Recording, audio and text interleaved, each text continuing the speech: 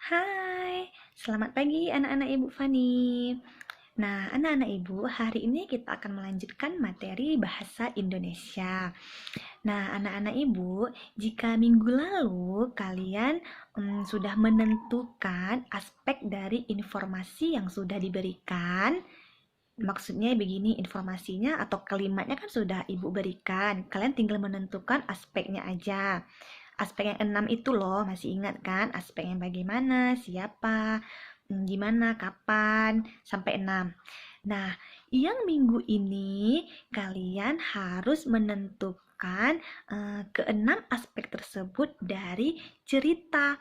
Nah, jadi ada sebuah cerita, lalu soalnya misalnya begini, carilah aspek bagaimana dari cerita tersebut. Nah, kalian cari sebuah kalimat atau sebuah informasi yang mengandung aspek bagaimana dari cerita tersebut. Nah, jadi kebalikan dari minggu kemarin. Nah, paham anak-anak Ibu? Nah, untuk lebih jelasnya, mari kalian buka buku halaman 20 ya, akan Ibu jelaskan. Nah, anak-anak Ibu, hari ini kita akan melanjutkan ke halaman 20 yaitu menemukan 6 aspek informasi dari isi buku. Nah, jadi di sini sudah tersedia sebuah cerita. Sebuah cerita. Nah, lalu jadi tugas kalian hari ini adalah mencari 6 aspek informasi tersebut dari isi buku ini.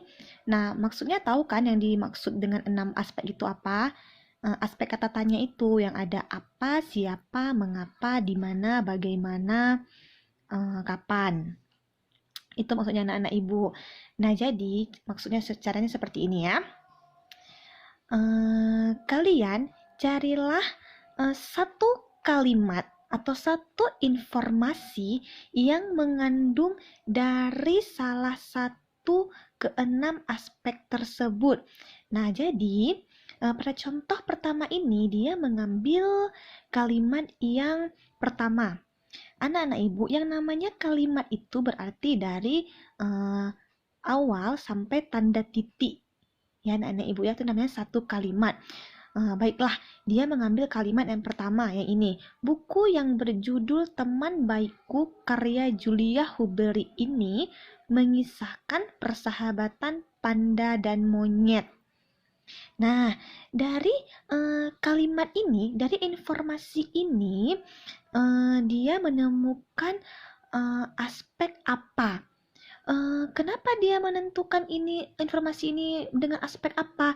Karena di informasi ini menjelaskan tentang isi buku teman baikku ini. Nah, jadi kan buku itu kan termasuk sebuah benda ya. Nah, makanya karena kalimat ini, informasi ini menjelaskan tentang buku itu, maka informasi ini termasuk ke dalam aspek apa. Nah, lalu dia menemukan lagi, nih yang kedua, monyet. Oh, ini dari sini ya. Sedangkan tokoh monyet bersifat sombong dan tidak sabar. Ini yang mana ya? Oh, dari sini diambil, dari sini ya nih. Ini yang pertamanya ya, sampai titik. Panda selalu berusaha mengalah terhadap sahabatnya. Nah, titik. Berarti dia ambil satu kalimat kan? Satu kalimat itu sama dengan satu informasi berarti. Nah, dari informasi yang kedua ini, Panda selalu berusaha mengalah terhadap sahabatnya. Nah, di sini dia menemukan aspek siapa. Karena kenapa di sini dikatakan aspek siapa? Karena pada informasi ini menjelaskan tentang si panda. Nah, panda ini kan dengan kata lainnya dia menjelaskan makhluk hidup, ya kan? Nah, lalu aspek siapa ternyata terdapat lagi di kalimat selanjutnya. Nah, ini, sementara monyet selalu ingin menang sendiri. Nah, di informasi sementara monyet selalu ingin menang sendiri. Informasi ini menjelaskan juga tentang si monyet, karena dia menjelaskan tentang makhluk hidup, berarti informasi ini juga mengandung aspek siapa. Ya, lalu ketika disuruh cari, coba carilah informasi yang mengandung aspek kapan. Nah, lalu diambillah kalimat ini. Pada hari pertama musim semi, panda dan monyet berpetualang menuju pegunungan. Nah, kenapa diambil aspek ini untuk menunjukkan aspek siapa? Karena di informasi ini, di kalimat ini ada penjelasan tentang pada hari pertama musim semi. Nah, musim semi itu menunjukkan waktu. Maka kalimat ini mengandung aspek kapan. Nah, lalu disuruh lagi carilah aspek di mana. Nah, dia ambil kalimat berikutnya. Monyet ingin segera sampai di tepi sungai. Nah, satu kalimat kan satu informasi. Monyet ingin segera sampai di tepi sungai.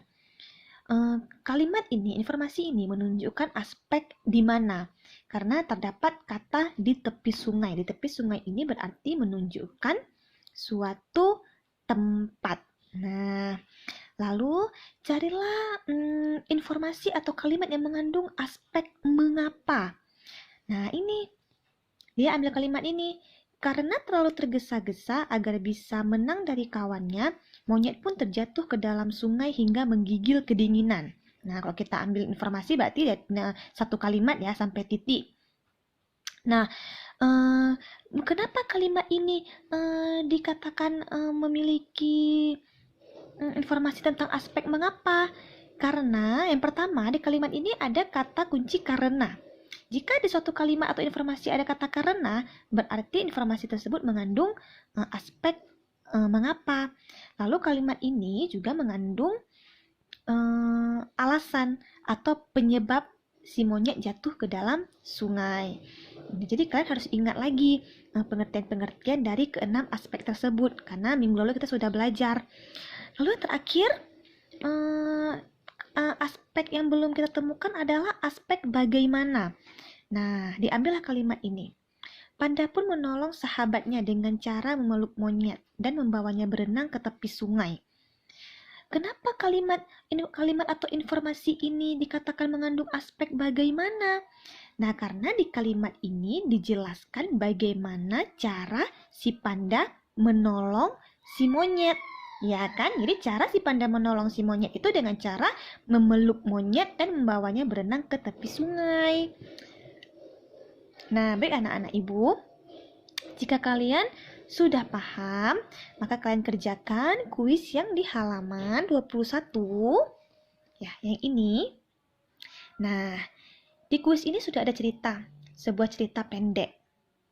Nah, di cerita ini, di setiap kalimatnya sudah diberikan nomor. Buku cerita ini memiliki tema pertemanan. Itu merupakan kalimat yang pertama. Nomornya di belakang ya. Buku ini mengisahkan kehidupan tokoh Pip dan teman-temannya. Itu merupakan kalimat kedua. Lanjutkan terus sampai habis. Di paragraf ini ada 6 kalimat. Nah, lalu pertanyaannya, kalian hanya perlu memilih antara aspek yang sudah ditentukan. Maksudnya begini. Nomor 1, tergolong informasi aspek manakah informasi nomor 1 dan 2? Nah, maksudnya informasi ini kalimat nomor 1 dan 2. Nah, dia tanya, kalimat nomor 1 dan kalimat nomor 2. Kalimat nomor 1 adalah buku cerita ini memiliki tema pertemanan. Itu kalimat nomor 1. Lalu kalimat nomor 2, buku ini mengisahkan kehidupan tokoh Pip dan teman-temannya. Nah, antara aspek itu kan hanya pilih 2 aja karena sudah ditentukan. Aspek apa atau di mana. Nah, kalimat nomor 1 ini tergolong ke dalam aspek apa atau di mana. Kalimat nomor 2 tergolong ke dalam aspek apa atau di mana. Karena sudah ditentukan kan. Nah, kira-kira kalimat nomor 1 tergolong ke dalam aspek buku cerita ini memiliki tema pertemanan. Nah, di kalimat kalimat pertama ini dia menjelaskan tentang buku. Nah, dia bilang kan buku cerita ini memiliki tema pertemanan. Berarti dia menceritakan tentang buku. Nah, buku itu termasuk sebuah sebuah benda. Nah, jika dia menjelaskan suatu benda, berarti termasuk ke dalam aspek apa atau di mana. Nah, ayo diingat-ingat lagi pengertiannya ya. Nah, lalu yang kedua juga sama. Tergolong informasi aspek manakah informasi nomor 3? Nah, lihat nomor 3. Yang mana kalimat nomor 3? Yang ini. Pip merupakan tikus kecil yang pemalu. Ingat nomornya di belakang ya. Jadi kalimat nomor 3 yang ini. Pip merupakan tikus kecil yang pemalu. Nah, pertanyaannya, kalimat nomor 3 termasuk ke dalam aspek mengapa atau siapa. Nah, kita lihat lagi. Bunyi kalimatnya, Pip merupakan tikus kecil yang pemalu. Nah, berarti di kalimat ini, di informasi ini, dia menjelaskan tentang si Pip. Pip itu merupakan tikus kecil yang pemalu. Nah, Pip itu tikus kan? Nah, berarti dia menjelaskan tentang makhluk hidup. Jadi cocoknya aspek apa? Aspek mengapa atau siapa? Sudah ada pilihannya. Kalian tinggal tentukan aja.